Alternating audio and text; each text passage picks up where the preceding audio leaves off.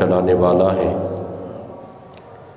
ریت کے ذروں، آسمان کے ستاروں، درختوں کے پتوں سے بڑھ کر لاتعداد بے حساب ان درودوں کے ہار، سلاموں کے گجرے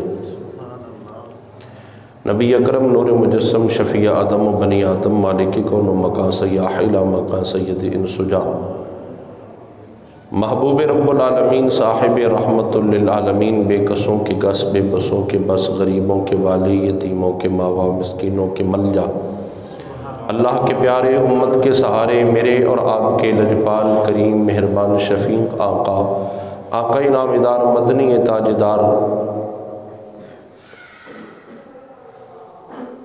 جناب محمد مصطفیٰ صلی اللہ تعالیٰ علیہ وبارک وسلم کے دربار گہربار میں ہدیہ درود و سلام کا نذرانہ عرض کرنے کے بعد، برادران اسلام، ماہ جمادی الاول شریف کا مہینہ رواں دواں ہے، اور آج کی اس جمعۃ المبارک کی نشست میں ہم سب حاضر ہیں۔ اللہ ہم سب کی حاضری اپنے دربار میں قبول فرمائے۔ آج کی ہماری اس نشست کے موضوع کا عنوان ہے قبر کی تیاری۔ جو بھی انسان اس دنیا میں آیا، ایک نہ ایک دن دنیا کو چھوڑ کے ضرور جانا ہے، اور یہ ازل سے فیصلہ ہو چکا ہے کہ ہر ذی روح چیز نے موت کا ذائقہ چکھنا ہے۔ کل نفس ذائقۃ الموت، ہر نفس نے موت کا ذائقہ چکھنا ہے۔ تو پھر دنیا میں آ کے تو پھر قبر کی تیاری کرنی چاہیے۔ صحیح بخاری شریف کے اندر اور صحیح مسلم کے اندر یہ حدیث موجود ہے۔ آقا کریم صلی اللہ تعالی علیہ وبارک وسلم نے انسان کی تمام حالتوں کو بیان فرمایا ہے اور تقدیر کو بھی بیان کیا ہے۔ آقا کریم صلی اللہ تعالی علیہ وبارک وسلم ارشاد فرماتے ہیں، جب مرد اور عورت آپس میں ملتے ہیں تو 40 دن عورت کے پیٹ میں مرد اور عورت کا پانی اکٹھا رہتا ہے، اور پھر اگلے 40 دنوں میں آقا کریم صلی اللہ تعالی علیہ وبارک وسلم ارشاد فرماتے ہیں کہ وہ خون بن جاتا ہے، اور پھر آقا کریم صلی اللہ علیہ وبارک وسلم ارشاد فرماتے ہیں اگلے 40 دنوں میں پھر وہ گوشت کا لوتھڑا بن جاتا ہے۔ 120 دن جب گزر چکتے جاتے ہیں تو 120 دنوں کے بعد اللہ رب العالمین کا فرشتہ آتا ہے اور اس گوشت کے لوتھڑے اور جسم کے اندر وہ روح کو پھونک دیتا ہے۔ 120 دن کا بچہ جب اپنی ماں کے پیٹ کے اندر ہوتا ہے تو اس وقت اس کے جسم میں روح پھونکی جاتی ہے، اور آقا کریم صلی اللہ علیہ وبارک وسلم ارشاد فرماتے ہیں پھر 4 چیزیں اسی وقت لکھ دی جاتی ہیں۔ ان میں سے پہلی چیز آقا کریم صلی اللہ علیہ وبارک وسلم فرماتے ہیں کہ رزق اس کا لکھ دیا جاتا ہے کہ اس کو رزق کہاں سے ملے گا، کیسے ملے گا، کب ملے گا، کتنا ملے گا۔ یہ سارا کچھ اس وقت لکھ دیا جاتا ہے۔ اور دوسرا میرے آقا فرماتے ہیں اس کی عمر لکھ دی جاتی ہے کہ کتنے سال، کتنے مہینے، کتنے دن اس نے دنیا میں زندہ رہنا ہے۔ اور پھر میرے لجپال نبی نے فرمایا تیسری چیز میرے آقا فرماتے ہیں اس کی موت لکھ دی جاتی ہے، کہ اس بندے نے کس وقت دنیا کو چھوڑنا ہے، کس وقت اس کو موت آنی ہے، کہاں آنی ہے، کب آنی ہے اور کیسے آنی ہے، یہ ساری چیزیں اللہ رب العالمین لکھ دیتا ہے۔ اور چوتھی چیز میرے آقا فرماتے ہیں کہ اس کی تقدیر میں لکھ دیا جاتا ہے کہ یہ بندہ جنتی ہے کہ جہنمی ہے، شقی او سعید، کہ یہ بندہ نیک ہے یا برا ہے۔ یہ چار چیزیں جب بچہ اپنے ماں کے پیٹ کے اندر ابھی 4 مہینوں کا ہے تو لکھ دی جاتی ہیں۔ اور اگر اس کی عمر کے اندر، موت کے اندر یا اس کی تقدیر کے بدلنے میں جتنی چیزیں ہوتی ہیں وہ لکھ دی جاتی ہیں۔ جیسے آپ نے کئی مرتبہ سن رکھا ہے کہ فلاں وقت کے فلاں بندے کو موت آنے والی تھی اور کسی اللہ والے کی نگاہ پڑ گئی، اللہ کے پیارے کی نگاہ پڑ گئی، اس نے اس کے لیے دعا کر دی تو اللہ نے اس کی عمر بڑھا دی ہے، موت اس سے ٹل گئی ہے۔ یہ آپ کے قریب میں، لاہور کے قریب میں چھانگا مانگا ہے، وہاں پہ ایک اللہ کے ولی رہتے ہیں حضرت میر محمد خان ہمدم رحمت اللہ تعالی علیہ۔ ان کی اپنی کتاب کے اندر لکھا ہوا ہے، حضرات حسنین کریمین کی شان میں کتاب لکھنا چاہتے تھے، کتاب شروع کی تو موت کا وقت آ گیا، جناب ملک الموت حضرت اسرائیل علیہ السلام سامنے آ گئے۔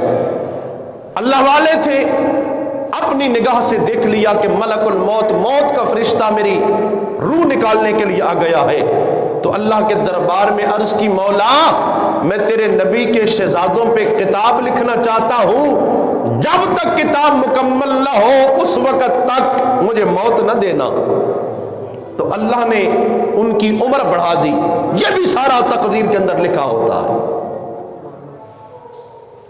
اللہ رب العالمین احکم الحاکمین جل مجدہ الکریم تقدیر میں یہ بھی لکھ دیتا ہے کہ کبھی تقدیر میں لکھا ہوتا ہے کہ یہ بندہ برا ہے،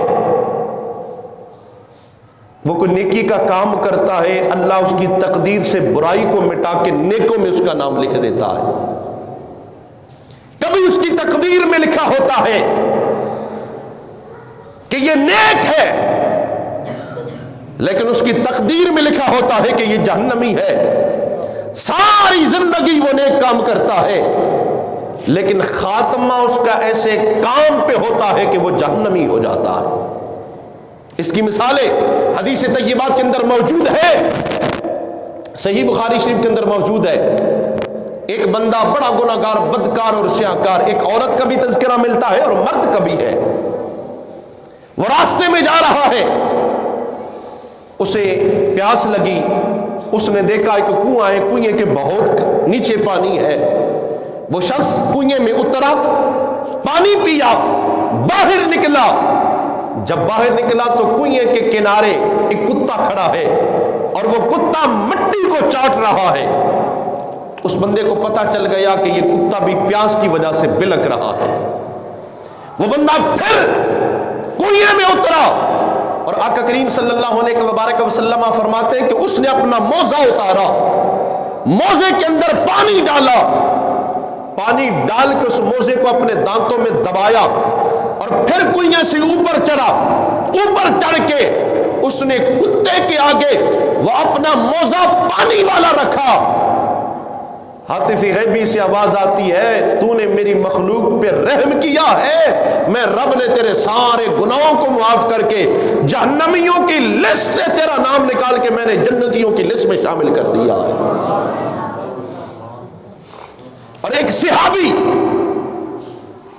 جنگ میں بڑے زور شور سے جنگ کر رہے ہیں، تلوار ان کی ایسے چل رہی ہے، کہ کافروں کے سر مولی اور گاجر کی طرح اڑا رہے ہیں. میرے لجپال نبی سارا منظر دیکھ رہے ہیں، سارا منظر دیکھ رہے ہیں.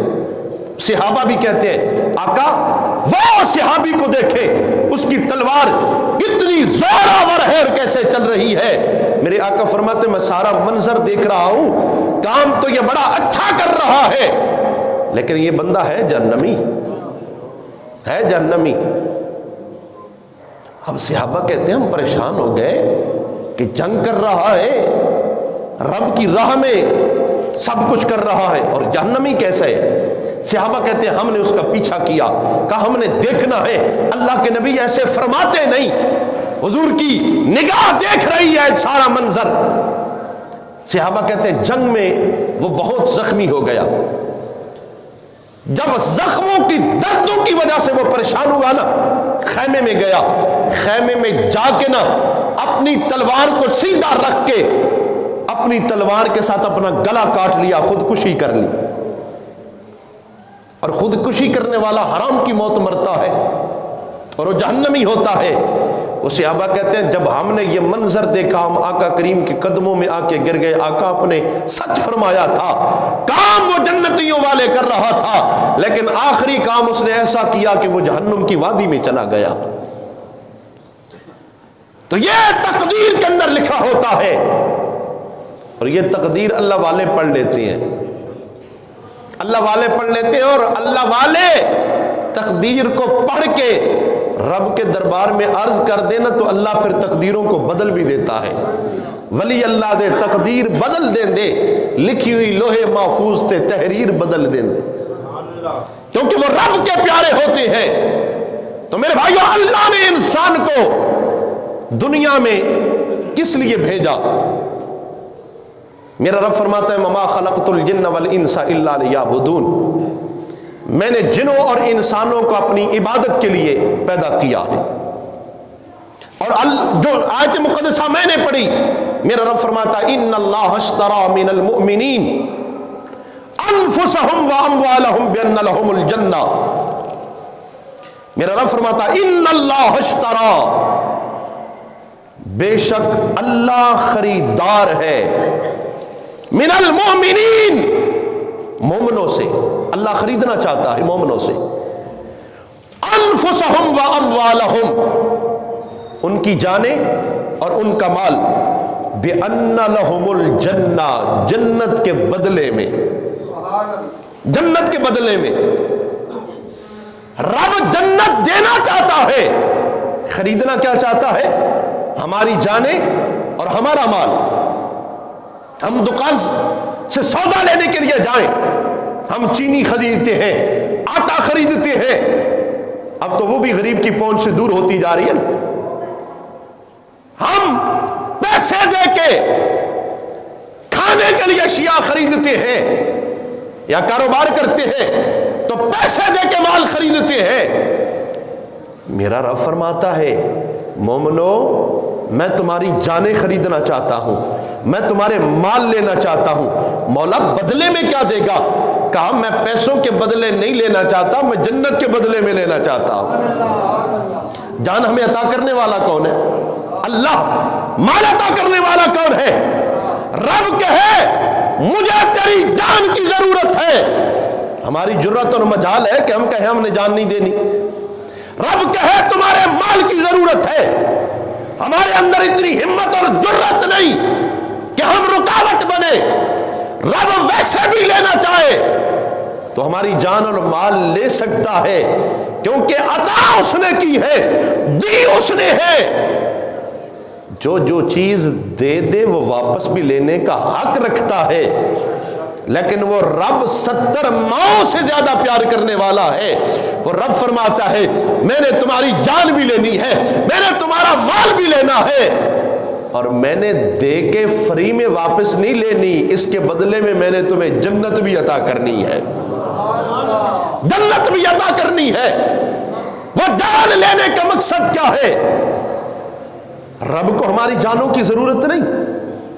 جان لینے کا مقصد کیا ہے؟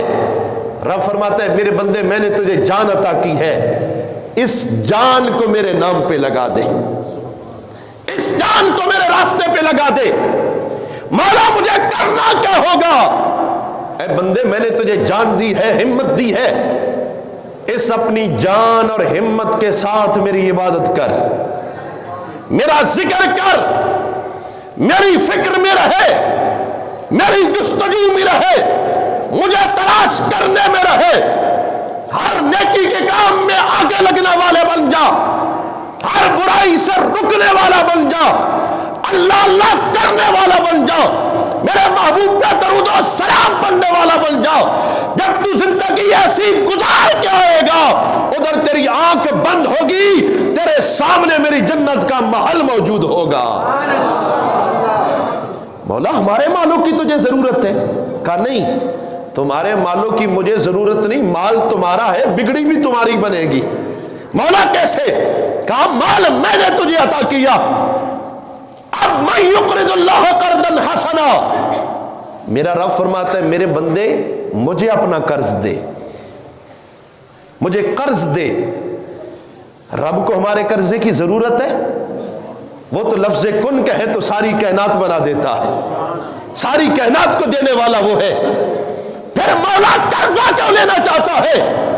آواز آتی ہے میرے بندے مجھے قرضے کی ضرورت نہیں، یہ جو قرض حسنا نیک کاموں میں مال لگائے گا، یہ مال قبر میں بھی تجھے کام آئے گا، میدان حشر میں بھی تجھے کام آئے گا۔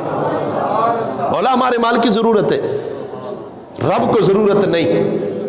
رب فرماتا ہے اپنا مال میرے نیکی کے راستے میں لگا، میں نے تجھے مال دیا ہے، میرے راستے میں لگا، مسجد بنانے میں لگا، مدرسہ بنانے میں لگا، لوگوں کی خیر خواہی کے لیے ہسپتال بنانے میں لگا، لوگوں کو میرے قرآن کے نسخے لے کے دینے والا مال لگا، لوگوں کو میرے مصطفیٰ کی حدیث کی کتابیں لے کے دینے پہ مال لگا، یتیموں کی مدد کرنے پہ مال لگا، غریبوں بیواؤں مسکینوں کے ساتھ تعاون کرنے والا بن جا۔ جب میرا مال میرے راستے میں لگائے گا تو جب قبر میں آئے گا، یہ مال تیرے لیے دولت رب کی بن کے آ جائے گا، یہ مال تجھے جہنم سے بچانے والا بن جائے گا، یہ جہنم کی آگ سے جان چھڑانے والا مال بن جائے گا۔ اور کہا بندے قبر کی تیاری کر لے۔ میرے آقا کریم صلی اللہ علیہ وسلم فرماتے ہیں قبر روزانہ 70 مرتبہ پکار کے کہتی ہے اے بندے مجھے یاد کر، میں اندھیری کوٹھڑی ہوں، میں سانپوں کا گھر ہوں، میں بچھوؤں کا گھر ہوں، میں کیڑوں مکوڑوں کا گھر ہوں، مجھ میں اندھیرا ہے، مجھ میں اندھیرا ہے، روشنی کا چراغ لے کے آ، میں سانپوں کا گھر ہوں، اپنے پاس ایسے اعمال لا تاکہ میں تیرے لیے وسیع اور کھلی ہو جاؤں۔ قبر روزانہ پکار کے کہتی ہے۔ ہم قبر کو کتنا یاد کرتے ہیں؟ ہم تو قبرستان جائیں تو قبر یاد نہیں ہوتی۔ اللہ اکبر۔ جناب حضرت سیدنا صدیق اکبر رضی اللہ تعالیٰ عنہ تشریف لے جا رہی ہیں، کسی کو دیکھا قبر نکال رہا ہے، فرمایا کیا کر رہا ہے؟ وہ بول کے کہنے لگا حضور اپنے لیے قبر نکال رہا ہوں۔ فرمایا قبر نکالنے کی تیاری کر رہا ہے، کیا تو نے قبر کی بھی تیاری کی ہے؟ قبر میں اندر جانے کی بھی تیاری کی ہے؟ جناب فاروق اعظم رضی اللہ تعالیٰ عنہ نے جو اپنی انگوٹھی پہن رکھی تھی نا، اس انگوٹھی پہ لکھوایا تھا کفانا بالموت لجنازۃ یا عمر، اے عمر تیری موت کے لیے لوگوں کے جنازے کافی ہے، تیری موت کے لیے لوگوں کے جنازے کافی ہے۔ اور حضرت مرہ بن کعب رضی اللہ تعالیٰ عنہ نے اپنے گھر میں قبر کھود رکھی تھی، روزانہ فجر کی نماز ادا کر کے نا مسجد نبوی میں اپنے گھر میں جاتے، جا کے قبر میں پہلے لیٹتے اور اپنے آپ کو مخاطب کر کے کہتے مرہ بن کعب اس 2.5 گز کی کوٹھڑی کے اندر آنا ہے، اس کی تیاری کر لے۔ پھر روزانہ اپنی قبر میں روزانہ ایک پورا قرآن پڑھا کرتے تھے، پورے قرآن کی تلاوت کیا کرتے تھے۔ قبر ہمیں پکارتی ہے، لیکن میرے بھائی ہم قبر سے غافل ہیں۔ آج وقت ہے قبر کی تیاری کر لے، آج وقت ہے اس اندھیری کوٹھڑی کا سامان تیار کر لے۔ تاکہ ہم قبر میں جائیں مدینے کے سرکار آئیں، آمینہ کے لال آئیں، رب کے محبوب آئیں، کان کہے نکیرین پیچھے ہٹ جاؤ، میں نے اپنے بازو اپنے غلام کے لیے کھولے ہیں۔ مزہ تو پھر ہے، مرنا تو ہر ایک نے ہے، مرنا تو ہر ایک نے ہے، لیکن موت ایسی ہو ادھر سے جنازہ گلی میں نکلے، لوگ کہیں لوگوں پیچھے ہٹ جاؤ، محمد عربی کے غلام کا جنازہ آ رہا ہے، حضور کے عاشق کا جنازہ آ رہا ہے، اللہ کی عبادت کرنے والے کا جنازہ آ رہا ہے۔ اور پھر کیا ہو، منظر کیسا ہو؟ وہ شاعر نے کمال کی بات کی، وہ کہتا ہے جیو تو ایسے جیو کہ ہر کوئی احترام کرے، اور مرو تو ایسے مرو کہ ہر کوئی تمہیں سلام کرے۔ میرے بھائیو، دنیا میں کوئی نہیں رہا، رہنا ہم نے بھی نہیں، دنیا کو چھوڑ کے ہر بندے نے جانا ہے۔ آؤ قبر کی تیاری کر لو، مرنے سے پہلے مرنے کی تیاری کیا ہے؟ ایک آمینہ کے لال کے ساتھ پیار کر لو، ایک آمینہ کے لال کے رب کے ساتھ پیار کر لو، پھر یہ دنیا بھی آسان ہو جائے گی۔ اور قبر میں سرکار نے آنا ہے، قبر میں سرکار نے آنا ہے۔ ہمارا ظاہری حلیہ بھی ایسا ہو، ہمارا چال چلن بھی دنیا میں ایسا ہو، ہماری زندگی کے شب و روز بھی دنیا میں ایسے ہو کہ جب قبر میں جائے، رب کے محبوب جب سامنے آئے تو آقا خود فرمائے یہ میرا غلام ہے، یہ میرا غلام ہے، یہ میرا غلام ہے۔ اور میرے بھائی، حضرت امام احمد بن حنبل نے فرمایا تھا ہمارے جنازے فیصلہ کریں گے۔ ابھی چکوال کی دھرتی پہ چند دن پہلے ایک نبی کا عاشق گیا ہے، خالد حسنین، خالد اس کا نام ہے، اور آمینہ کے لال کے رب کے پیارے محبوب کی نعت پڑھا کرتا تھا۔ چکوال کی دھرتی گواہ ہے، اتنا بڑا جنازہ کسی کا نہیں ہوا جتنا اس عاشق رسول کا جنازہ ہوا، اور ساری زندگی اس نے رسول اللہ کی نعت پڑھی ہے، اور بے لوث ہو کے رسول اللہ کی نعت پڑھی ہے، اور نعت خانی سے جتنا بھی پیسہ آیا اس نے اللہ کا گھر تعمیر کیا ہے، مدرسہ بنایا ہے، یتیم بچے وہاں پہ پڑھتے ہیں، اپنا وہ پیسہ بھی رسول اللہ کے دین پہ لگا دیا۔ اور میرے بھائیوں، ایک بات یاد رکھنا، اور ہم پرامن لوگ ہیں، ہمیں پرامن رہنے دیا جائے۔ ادارے یہ بات نوٹ کر لے، اقلیتوں کو کہے کہ اقلیت بن کے رہے۔ ایک مرتبہ پھر